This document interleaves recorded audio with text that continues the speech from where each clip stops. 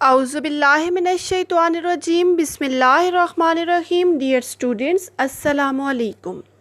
جماعت نہم، آج ہم اردو کے مضمون میں سبق نمبر 10 کے مصنف شفیق الرحمان کے بارے میں پڑھیں گے۔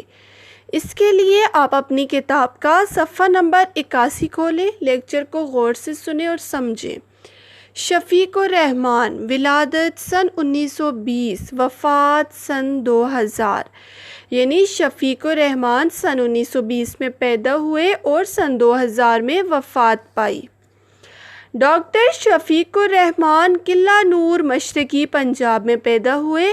ان کے والد کا نام عبد الرحمان خان تھا۔ سن 1942 میں king Edwards medical college Lahore سے MBBS کا امتحان پاس کیا اور اگلے سال فوج میں ملازم ہو گئے۔ یعنی جس سال آپ نے MBBS کا امتحان پاس کیا اس سے اگلے سال فوج میں ملازم ہوئے۔ میجر جنرل کے عہدے سے سبکدوش ہوئے، یعنی فارغ ہوئے تو ملازمت کے دوران ہی انگلستان میں اعلیٰ تعلیم پائی۔ ان کے افسانوں کا پہلا مجموعہ کرنے کے نام سے سن 1942 میں شائع ہوا۔ شفیق الرحمان کے افسانوں کا پہلا مجموعہ کرنے ہے، جو کہ سن 1942 میں شائع ہوا تھا۔ ان کے دیگر مجموعوں کے بارے میں پڑھتے ہیں۔ ان کے افسانوں کے دیگر مجموعے ہیں شگوفے، لہریں، مد و جزر، پرواز، حماقتیں، مزید حماقتیں، دجلہ اور انسانی تماشا ہیں۔ سن 1984 میں اکادمی ادبیات پاکستان کے چیئرمین مقرر ہوئے۔ یعنی لٹریچر سے متعلق علوم و مسائل کی ایک اکیڈمی تھی جس کے آپ چیئرمین مقرر ہوئے تھے۔ کب؟ سن 1984 میں۔ ڈاکٹر شفیق الرحمان کے افسانوں میں پیچیدگی مطلق نہیں ہوتی۔ یعنی آپ کے جتنے بھی افسانے ہیں، شگوفے، لہریں، مد و جزر، پرواز، حماقتیں، مزید حماقتیں، جتنے بھی آپ کے افسانے ہیں ان میں پیچیدگی نہیں ہے، مشکل الفاظ کا چناؤ نہیں ہے۔ آپ کے افسانوں میں پیچیدگی یعنی مشکل الفاظ استعمال نہیں ہوئے۔ قاری کو پڑھتے ہوئے کسی قسم کی مشکلات کا سامنا نہیں کرنا پڑتا۔ ان کے رومانی اور تفریح دونوں طرح کے افسانوں میں بے ساختگی اور روانی پائی جاتی ہے۔ یعنی ان کے جتنے بھی افسانے لکھے ہوئے ہیں ان میں بے ساختگی اور ایک تسلسل پایا جاتا ہے۔ ان کا افسانہ واقعات سے زیادہ کرداروں کے طرز عمل سے نشو و نما پاتا ہے۔ اس سے کیا مراد ہے کہ وہ جتنے بھی افسانے لکھتے ہیں ان کے افسانوں میں واقعات، جتنے بھی پیش ہونے والے واقعات ہیں، رونما ہونے والے واقعات ہیں، ان سے زیادہ کرداروں کے عملی رویے سے نشو و نما پاتے ہیں۔ ان کے جتنے بھی افسانے ہیں وہ پیش ہونے والے واقعات سے زیادہ کرداروں کے عملی رویے سے نشو و نما پاتے ہیں۔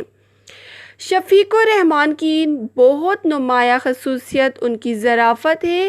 وہ اپنی طنزیہ اور مزاحیہ تحریروں کی وجہ سے ادبی دنیا میں بہت بلند مقام رکھتے ہیں۔ ان کا مشاہدہ وسیع، تحریر سادہ، یعنی آسان الفاظ میں لکھتے ہیں، سادہ الفاظ میں لکھتے ہیں اور دل نشین یعنی خوبصورت ہے۔ انسانی فطرت کی کمزوریوں پر ان کی نظر بہت گہری ہے۔ یعنی انسانی فطرت میں جو کمزوریاں پائی جاتی ہیں ان پر شفیق الرحمان کی گہری نظر ہے۔ اسی سے وہ مزاح کا کوئی پہلو تلاش کر لیتے ہیں۔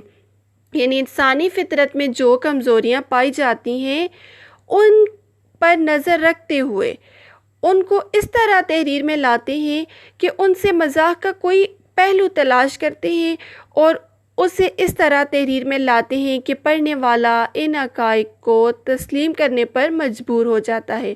یعنی جب پڑھنے والا ان کی تحریروں کو پڑھتا ہے تو وہ حقیقت کو تسلیم کرنے پر، ماننے پر خود بخود مجبور ہو جاتا ہے۔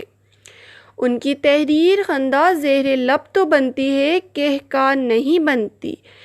یعنی شفیق الرحمان کی تحریر خندہ زہر لب تو بنتی ہے، یعنی لبوں پر مسکراہٹ کی وجہ تو بنتی ہے، کہکا نہیں بنتی۔ یعنی قاری جب پڑھتا ہے شفیق الرحمان کی تحریروں کو تو وہ تحریریں اس کے لبوں پہ مسکراہٹ لانے کی وجہ تو بنتی ہیں کہ قاری کے لبوں پر ہونٹوں پر ایک ہلکی سی مسکراہٹ ہوتی ہے، لیکن وہ کہہ کے نہیں لگا رہا ہوتا۔ یہ عظیم افسانہ نگار اور مزاح نگار 19 مارچ سن 2000 کو اس جہان فانی سے رخصت ہوا۔ ڈیئر اسٹوڈنٹس، آپ نے ڈاکٹر شفیق الرحمان کے متعلق پڑھا۔ اب آپ نے لیکچر کو اور سے سننا ہے، 1 سے 2 مرتبہ پڑھنا ہے، اور نوٹس میں آپ کو جو بھی کام دیا جائے گا آپ نے اپنی اردو کی نوٹ بک پر خوش خط لکھنا ہے۔ امید ہے آپ اپنا کام مکمل کریں گے۔ اپنا خیال رکھیے گا۔ اللہ حافظ۔